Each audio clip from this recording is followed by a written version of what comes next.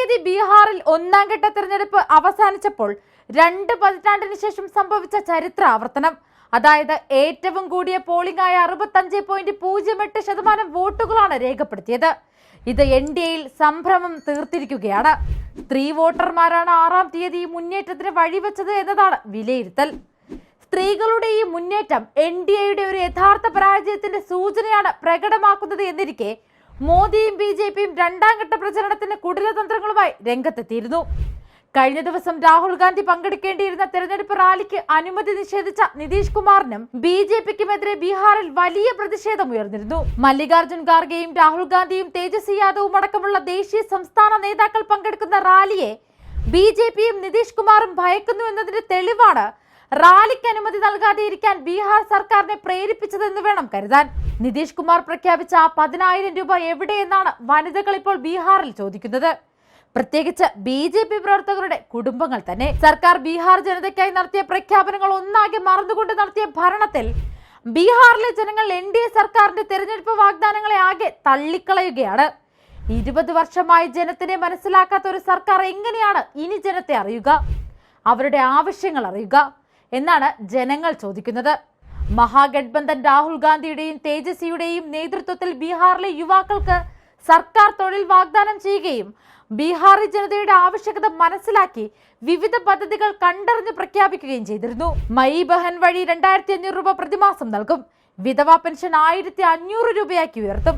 അധികാരത്തിലെത്തിയാൽ 30,000 രൂപ പ്രതിമാസ ശമ്പളത്താൽ ജീവിക ദീദിമാർക്ക് സ്ഥിരം സർക്കാർ ജോലി നൽകും. പലിശരഹിത വായ്പ 5 ലക്ഷം രൂപ, ഇൻഷുറൻസ് പരിരക്ഷ തുടങ്ങി വൻ പദ്ധതികൾ പ്രഖ്യാപിക്കുകയും ജനത്തിനു വേണ്ടി നിലകൊള്ളുമെന്ന് ഉറപ്പ് നൽകുകയും ചെയ്യുമ്പോൾ ജനം അത് വിശ്വസിക്കുകയാണ്. അങ്ങനെ വിശ്വസിക്കുന്നതിൽ മറ്റൊരു കാരണം കൂടിയുണ്ട്. വെറും 32-ാം വയസ്സിൽ ബീഹാറിന്റെ ഉപമുഖ്യമന്ത്രിയായ തേജസ്വി ബീഹാറി യുവാക്കളുടെ ഹരമാകുന്നത് വെറുതെയല്ല. 5 ലക്ഷം യുവാക്കൾക്ക് തൊഴിൽ നൽകുമെന്ന പ്രഖ്യാപനം നടപ്പിലാക്കാൻ കുറഞ്ഞ കാലയളവ് മാത്രമാണ് അന്ന് തേജസ്വി എടുത്തത്. അതോടെയാണ് തേജസ്വി എന്ന ജനനായകനെ ജനം മനസ്സിലാക്കിയത്. അതാണ് RJDയോടൊപ്പം പൊതുജനം ഇപ്പോൾ നിൽക്കുന്നതിന് പിന്നിലെ പ്രധാന കാരണവും. രാഹുൽ ഗാന്ധി രാജ്യത്ത് പുറത്തു കൊണ്ടുവന്ന വോട്ടുകൊള്ളയും ഇക്കഴിഞ്ഞ 6-ാം തീയതി തിരഞ്ഞെടുപ്പിന് തൊട്ടു തലേന്ന് H-ഫയൽസ് എന്ന പേരിൽ പുറത്തുവിട്ട സർജിക്കൽ സ്ട്രൈക്കും രാജ്യത്തെ ജനങ്ങളിൽ ഭീതി ഉണ്ടാക്കിയിട്ടുണ്ട്. ഇങ്ങനെ രാജ്യത്തിലെ സംസ്ഥാനങ്ങളിലെ വോട്ട് തട്ടിപ്പിന്റെ വെളിപ്പെടുത്തലുകൾ പുറത്തു കൊണ്ടുവരുന്ന രാഹുൽ ഗാന്ധിയുടെ ഉദ്യമത്തിന് പിന്നാലെയാണ് 1ാം ഘട്ട തിരഞ്ഞെടുപ്പിന് ശേഷം വോട്ടർ പട്ടികയിലെ ക്രമക്കേട് ഉയർത്തിക്കാട്ടി RJD നേതാവ് തേജസ്വി യാദവ് തന്നെ രംഗത്തെത്തിയതും. NDAയുടെ ഉപമുഖ്യമന്ത്രി വിജയ് കുമാർ സിൻഹയ്ക്ക് ഉൾപ്പെടെ ഇരട്ട വോട്ടുണ്ടെന്നാണ് തേജസ്വി യാദവ് തെളിവുകൾ ഉൾപ്പെടെ വ്യക്തമാക്കിയത്. ബീഹാർ ഉപമുഖ്യമന്ത്രിയും BJP നേതാവുമായ വിജയ് കുമാർ സിൻഹ 2 വ്യത്യസ്ത നിയമസഭാ മണ്ഡലങ്ങളിൽ വോട്ടറായി രജിസ്റ്റർ ചെയ്തിട്ടുണ്ടെന്നും 2ലും 2 പ്രായമാണെന്നും തേജസ്വി തെളിവുകൾ ഉൾപ്പെടെയാണ് പുറത്തു കൊണ്ടുവന്നത്. ഒരു മണ്ഡലത്തിൽ 67ഉം മറ്റൊരു മണ്ഡലത്തിൽ 70ഉമാണ് വിജയകുമാർ സിൻഹയുടെ പ്രായം.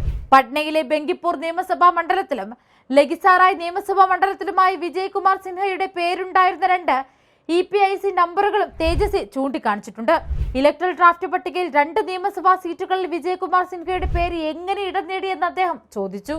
മാത്രമല്ല SIR മുഴുവൻ പ്രക്രിയയും വ്യാജമാണെന്നും തേജസ്വി യാദവ് ആരോപിക്കുന്നു. ഉപമുഖ്യമന്ത്രിയാണോ അതല്ല ഇനി ഇലക്ഷൻ കമ്മീഷൻ തന്നെയാണോ വോട്ടർ പട്ടിക അട്ടിമറി നടത്തിയതെന്നും തേജസ്വി ചോദ്യശരമുയർത്തി.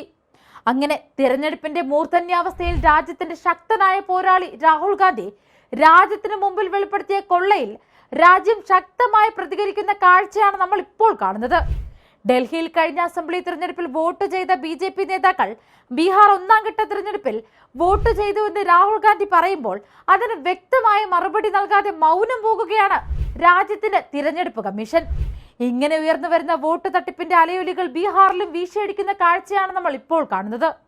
ഇതിനിടെ 1ാം ഘട്ട വോട്ടെടുപ്പ് നടന്ന സമസ്തിപൂരിൽ VVPAT സ്ലിപ്പുകൾ റോഡരികിൽ നിന്ന് കണ്ടെടുത്തതും ബീഹാറിൽ വലിയ വിവാദമായിട്ടുണ്ട്.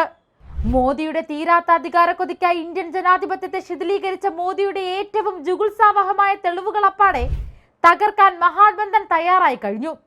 14-ാം തീയതിക്കായി കാത്തിരിക്കുകയാണ്.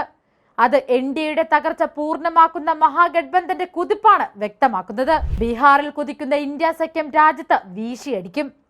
രാജ്യം രാഹുൽ ഗാന്ധിയിൽ ലയിച്ച ഇന്ത്യയുടെ ജനാധിപത്യം പുനഃസ്ഥാപിക്കപ്പെടും. 146 കോടി ജനവും രാഹുൽ ഗാന്ധിയിൽ വിശ്വാസമർപ്പിച്ച് കാത്തിരിക്കുകയാണ്. അവസാനമായി ഒരു കാര്യം കൂടി, ആദ്യഘട്ടത്തിൽ ഉയർന്ന പോളിംഗ് വിശകലനം ചെയ്യുന്ന വിദഗ്ധർക്കെല്ലാം ഒരേ അഭിപ്രായമാണ്. മഹാഗഡ്ബന്ധന് അനുകൂലമായ വിധിയാണ് ബീഹാറികൾ ഇതിനകം രേഖപ്പെടുത്തിയിട്ടുള്ളത്. തിരഞ്ഞെടുപ്പ് ഫലങ്ങൾ വളരെ കൃത്യതയോടുകൂടി വർഷങ്ങളായി വിശകലനം ചെയ്തിട്ടുള്ള ഡോക്ടർ പ്രണോയ് റായിക്കും ഇതേ അഭിപ്രായമാണുള്ളത്. അദ്ദേഹത്തിന്റെ കണക്കുകൂട്ടലുകളിൽ ഈ ഉയർന്ന പോളിംഗ് ശതമാനം BJPക്കും NDAയ്ക്കും വലിയ തിരിച്ചടിയാകും നൽകുക. NDAയ്ക്ക് 3% വോട്ട് കുറഞ്ഞാലും അത് ഇപ്പോൾ ഭരണം കൈയാളുന്ന മുന്നണിക്ക് 33 സീറ്റുകൾ വരെ നഷ്ടപ്പെടാൻ സാധ്യതയുണ്ടെന്നാണ് അദ്ദേഹത്തിന്റെ വിലയിരുത്തൽ. എന്നാൽ ഇത് സത്യമാണെങ്കിൽ ബീഹാറിൽ ഇന്ന് നമ്മൾ കാണാൻ പോകുന്നത് ഒരു പുത്തൻ യുഗത്തിന്റെ പിറവിയായിരിക്കും. കൂടുതൽ വാർത്തകൾക്കും വിശേഷങ്ങൾക്കും ഞങ്ങളുടെ channel like, share and subscribe ചെയ്യുക. കൂടാതെ സബ്സ്ക്രൈബ് ബട്ടണിലെ ബെൽ ഐക്കൺ എനേബിൾ ചെയ്യാനും മറക്കരുതേ.